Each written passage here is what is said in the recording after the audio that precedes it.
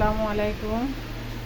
আজকে রান্নাঘরটা পরিষ্কার করেছি আর সারাদিন কোনো রান্নাবান্না কিচ্ছু করিনি, কারণ ভাত ছিল গরমে। সকালে রাতে কিন্তু মাঝে মাঝে খেতে ভালো লাগে না। আজকে সারাদিন রান্না দিনহীন একটা দিন পার করলাম। মাংস ছিল এই যে, আর এখন রান্না করা লাগবে। সেজন্য এখানে আলু নিয়েছি, পেঁয়াজ নিয়েছি, এটা ভাজি করব। আর চাউল ধুয়ে এখানে চাপা উপর করে রাখছি পানিটা ঝরানোর জন্য। পোলাও রান্না করব শর্টকাট। বাচ্চাদের জিজ্ঞাসা করলাম যে খিচুড়ি খাবা নাকি পোলাও, বললো যে পোলাও খাবে। সেজন্য ঝামেলায় পোলাওটা চাপাই দিয়ে মনে করেন রান্না বান্না করব, বাসায় খাবো। অত কোনো আত্মীয় স্বজন নেই, যেমনই হয় হবে, কিন্তু গ্যাসে রান্না করব। কাঠে রান্না করা সম্ভব নয়, বেশি বেলাও নেই, আবার হাঁস উঠাতে হবে। এই যে, তাহলে ভিডিওটা দেখতে থাকুন। সরিষার তেল দিয়ে রান্না করছি। তেলে সব রকম মশলা দিয়ে, গোটা মশলা, এখন পেঁয়াজ দিয়ে দিয়েছি। পেঁয়াজটা হালকা লাল হয়ে আসার পরে চাউল দিয়ে ভেজে নেব।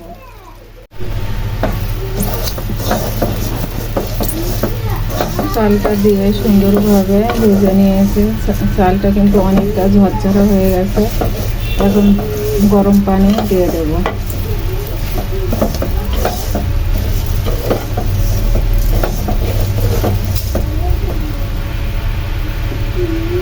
সেটিছি তাই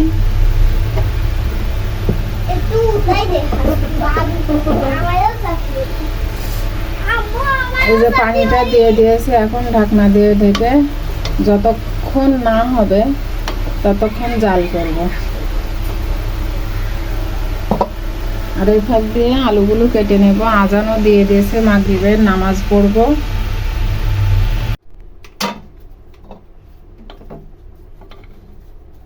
দেখুন, আমি একটু কালারও দিয়েছিলাম, কত সুন্দর ঝরঝরা হয়েছে।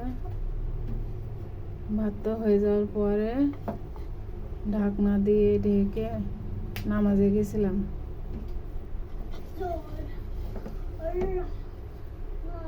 দেখুন, অনেক ঝরঝরা হয়েছে। আর সব সময় হাঁড়ির ভিতরে এরকম কাঠের দিয়ে যদি নাড়াচাড়া করা যায়, সে ভাতটা আরও সুন্দর হয়। এখন আলুটা এই যে ধুয়ে রাখছি, এখন ভেজে নেব। এখানে আলুটা এখন ভেজে নিচ্ছি। আর ওদিকে বারবার আনান এসে বলছে এখনো কখন হবে আম্মু, ক্ষুধা পেয়েছে। দুপুরে আজানের সময় খাইছিল, আর দুপুরে কিছু বিস্কুট খাইল।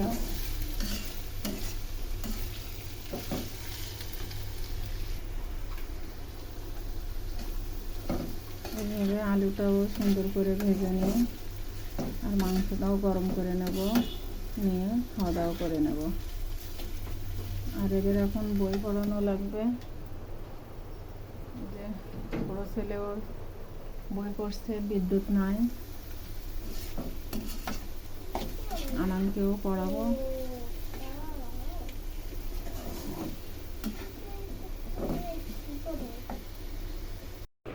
আজকের রাতের খাওয়া দাওয়া এই যে পোলাওয়ার সাথে আলু ভাজি আর মাংস, এই দিয়ে আজকে রাতের খাওয়া দাওয়া করব। আর সারাদিন কি কি করলাম সেটা দেখবেন। একটা অ্যাসোসিয়েশন ছিল টিচার এবং ওই সদস্যদের নিয়ে। তারা নিয়মিতভাবে বসতেন, বিভিন্ন বিষয় নিয়ে পরামর্শ দিতেন, স্কুলকে পরিচালনায় আমাদের সহযোগিতা। এখানে চলে এসেছি আনামের স্কুলে। আজকে একটা সমাবেশ ছিল, অভিভাবক সমাবেশ। এখানে সকল গার্জেনদের ডাকা হয়েছে এবং এই স্কুলে যেসব সমস্যা আছে ক্লাস হোক আর আপনার সার্বিক দিক দিয়ে সকল সমস্যার জন্য এখানে সভাপতি সাহেব উপস্থিত ছিলেন। তিনি আসার উপলক্ষে আসলে এই আয়োজনটা করেছিল স্কুল কমিটি, যে সকল সমস্যাগুলো আছে সেগুলো সভাপতি সাহেবের সামনে তুলে ধরা হবে আর সমস্যাগুলো সমাধানের চেষ্টা করবে। বিভিন্ন সমস্যা ওঠানো হয়েছে, বাচ্চাদের ক্লাস ওয়ারি, তারপর আপনার সার্বিক দিক দিয়ে সমস্যাগুলো উঠায় ধরা হয়েছে, কিছু কিছু নোটও করে নিয়েছে, আপনারা ভিডিওটা দেখলে বুঝবেন। তারপরে অনেকের কাছে আবার মাইকও দিয়েছিল, অনেকে মুখেও বলেছেন আবার অনেকে লিখেও দিয়েছেন। লেখাগুলো সভাপতি সাহেব পড়ায় শোনালেন, আবার অনেক ভাবরা মুখে বলেছেন। আসলে কমিটি এই সমাবেশের মূল উদ্দেশ্য হচ্ছে গার্ডিয়ানদের ভিতর থেকে কয়েকজনকে বাছাই করে আপনার কমিটির সদস্য করা হবে। তারা সুবিধা অসুবিধাগুলো বুঝবে, বলবে সেই ক্ষেত্রে। এখানে লটারির মাধ্যমে করতে চাইছিল, যাই হোক লটারির মাধ্যমে করিনি, একটা বাছাই পর্বের মাধ্যমে সবাই যাকে বলছিল সেইভাবে গার্ডিয়ানদেরকে কমিটিতে রেখেছেন আর কি। আর অনেক বিষয়ে সভাপতি সাহেব বলছিলেন, সেগুলো আপনারা শুনবেন। হয়তো আজকের ভিডিওটা একটু বেশি লং হয়ে যাবে, সবাই ধৈর্য সহকারে শুনবেন, দেখবেন, বুঝবেন।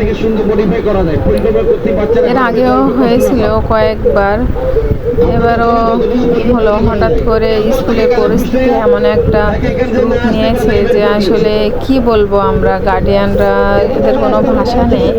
ঈদের ছুটির ভিতরে 2টা স্যার চলে গিয়েছে, সেসব স্যারেদের বিষয়ে তেমন কোনো কথা বলেনি। তারপরে যদি স্কুলের উপরে কোনো প্রভাব পড়বে না, কারণ স্কুল দেখেই তো বাচ্চারা ভর্তি করেছে এখানে, তো মনে করেন আর কি বলবো, তাদের মাথা ঘুরে গেছে, তাদের খাওয়া দাওয়া বন্ধ হয়ে গেছে, সমস্যা হয়েছে, যে কারণে তাদের মাথা নষ্ট আর কি। আল্লাহ রক্ষা করেছেন, হেফাজত করেছেন ইকরা স্কুলকে। পদে পদে যতটুকু বাধা পেয়েছি আল্লাহ পাক রক্ষা করেছেন, হেফাজতও করেছেন।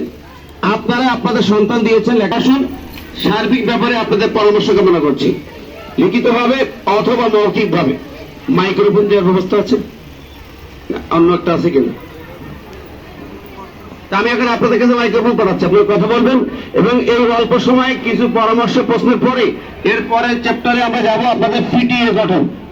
আর তা না হলে আপনাদের পক্ষ থেকে লিখিত অনেক কথা আসছে, যেগুলো আমরা সামনে উপস্থাপন করতে চাই, যে কথাগুলো বলা জরুরি সেগুলো উপস্থাপন করতে চাই। তো আর কেউ কথা বলার পিছনে বা সামনে?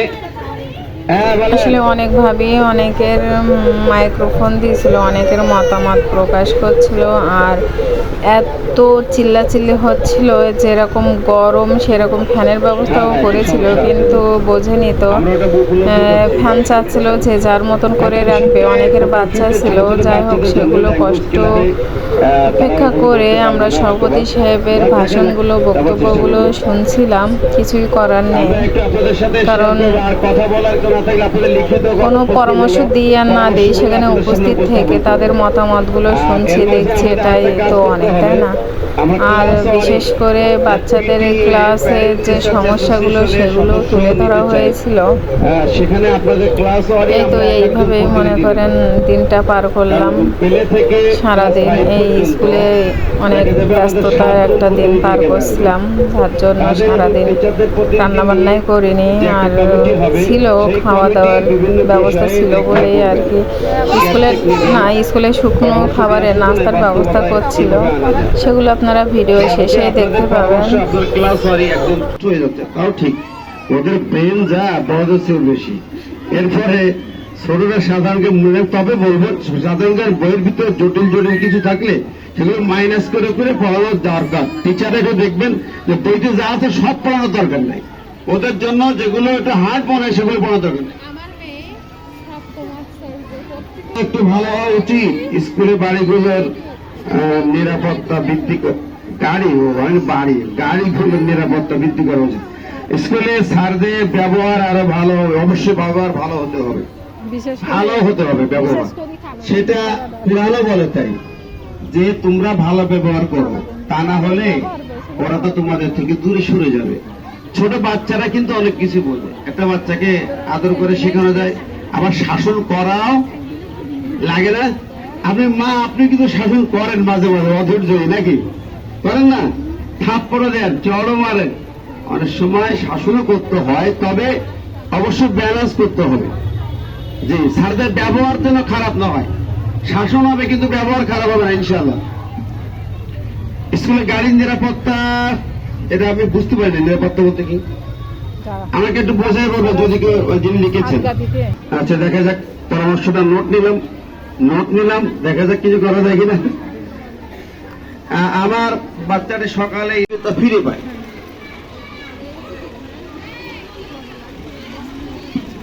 বাচ্চাদের ইংরেজিতে সমস্যা, বাচ্চা ইংরেজি অর্থ ভালোভাবে বুঝতে পারছে না, ইংরেজি সমস্যা পেলে নার্সারিতে মনে হচ্ছে। আমাদের নতুন স্যার এসেছেন, আমরা তাদের নিয়ে আবার বসবো। ইতিমধ্যে একদিন আমরা টিচারদের নিয়ে একটা ওয়ার্কশপ প্রোগ্রাম করেছি, ক্লাসে তাদের ভালো করার জন্য আবারও করবো। আমাদের আরো টিচাররা প্রশিক্ষণ নিবেন, প্রশিক্ষণের বিকল্প কিছু নেই, তাই না? করবো এখন থেকে, এটা নিয়ত করছি ইনশাল্লাহ।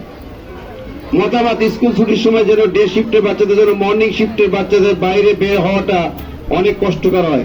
এই জন্য এর সময় যদি দুইজন টিচার দ্বারা যে শিফটের বাচ্চাগুলোকে যদি এক পাশে নিয়ে তাদের সারিবদ্ধ ভাবে দাঁড় করিয়ে রেখে নিয়ন্ত্রণ করা হয়, মর্নিং শিফটের বাচ্চাদের বের করে দেওয়া হয়, তাহলে আমার মনে ভালো হয়। কারণ আমাদের সাতক্ষীরাতে এই সিস্টেম করা হয়।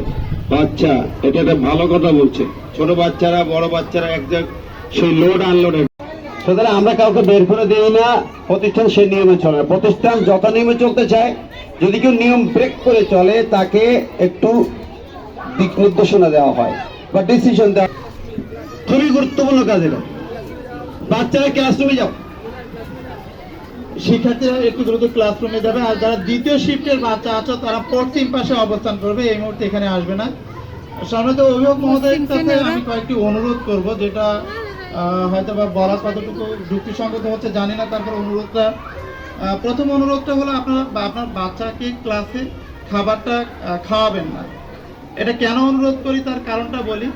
অনেক বাচ্চা আছে যারা বাসা থেকে কোনো খাবার নিয়ে আসে না।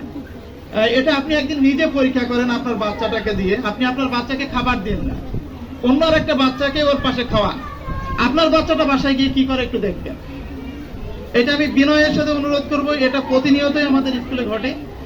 যদি আপনার বাচ্চাকে খাওয়ানোর প্রয়োজন হয় তাহলে আপনি একটু বাইরে থেকে খাওয়াই তাকে ক্লাসে দেন, কারণ ক্লাসে যখন খাওয়ান তখন আমাদের দেখা যাচ্ছে সব ক্লাসে অনেক বাচ্চা থাকে, তারা এটা নিয়ে খুবই কান্নাকাটি করে। এটা একটু বিনয়ের সাথে আমি অনুরোধ করবো এই জিনিসটা খেয়াল করবেন। আর মাঝে মাঝে আমি অনেক আগে এটা দেখেছি, কোনো একদিন আমি নিজে একটা ক্লাসে কোনো একটা কিছু খেয়েছিলাম, খাওয়ার সাথে সাথে ওই বাচ্চা বাসায় যেয়ে বলছিল যে স্যার খায়, আমাদের দেয় না। এটা আসলে স্বাভাবিকভাবে এরকম হয়। এটা আপনাদের সবার কাছে এই অনুরোধটা থাকবে। বাচ্চারা অনেক সময় সকালে খেয়ে আসেন, এটা স্বাভাবিক, অনেক দূর থেকে আসে, তো সেই খাবারটা ক্লাসে না খাওয়ায় আপনারা এখানে যখন বাইরে বসেন তখন ওই সময়টা ওদেরকে একটু খাওয়ায় না, এটা তাদের জন্য খুবই ভালো হবে। এখানে বসার ক্লাস আমি বসাতে হবে, তুমি হেল্প করো, সবাই মিলে টিচার, আর এই কাগজ দিয়ে মতামত নিয়ে অথবা সরাসরি মতামত নিয়ে। সম্মানিত মা বোনেরা যারা আসছেন, আপনারা নিয়মিত আসেন, অনেক কষ্ট করে বাসা থেকে বাচ্চাদের নিয়ে আসেন, এখানে বসে বসে থাকেন, কেউ দাঁড়িয়ে থাকেন, বসে থাকেন, দেখলে আমাদেরও কষ্ট লাগে না? কষ্ট লাগে। আমি ঢাকা বিশ্ববিদ্যালয়ের পড়ছি, তখন তো উদয় স্কুলে দেখতাম মারা এসে ওই বাইরের রোডের ধারে যে উঁচু জায়গা আছে ওখানে বসে বসে কেউ কাটা পাতা সেলাই করে, কেউ হাতের কাজ করে, কেউ বসে গল্প করে, কেউ লুডু খেলে। হ্যাঁ, এই দেখতাম ছাত্র জীবনে। এখানে আপনাদেরকে দেখি এরকম। যাই হোক, সভাপতি সাহেবের বক্তব্য আপনারা শুনছেন আর দেখছেনও। তারপরে বিদায় নিয়ে চলে আসলাম, কিছু নাস্তাও দিয়েছে, সেটা বাসায় এসে ঢোকার আগে ভিডিও করলাম। তারপর আজকে বেডশিটগুলো কেচে দিয়েছিলাম, আর নাস্তা কি পাইছি সেটাই কেচে কুচে স্কুলে গেছিলাম। এখন নাস্তাটা বাহির করবে আনাম, আপনারা দেখবেন ভিডিওটা সবাই লাইক, কমেন্ট, শেয়ার এবং সাবস্ক্রাইব করে আমাদের পাশে থাকবেন। এই তো, আল্লাহ হাফেজ।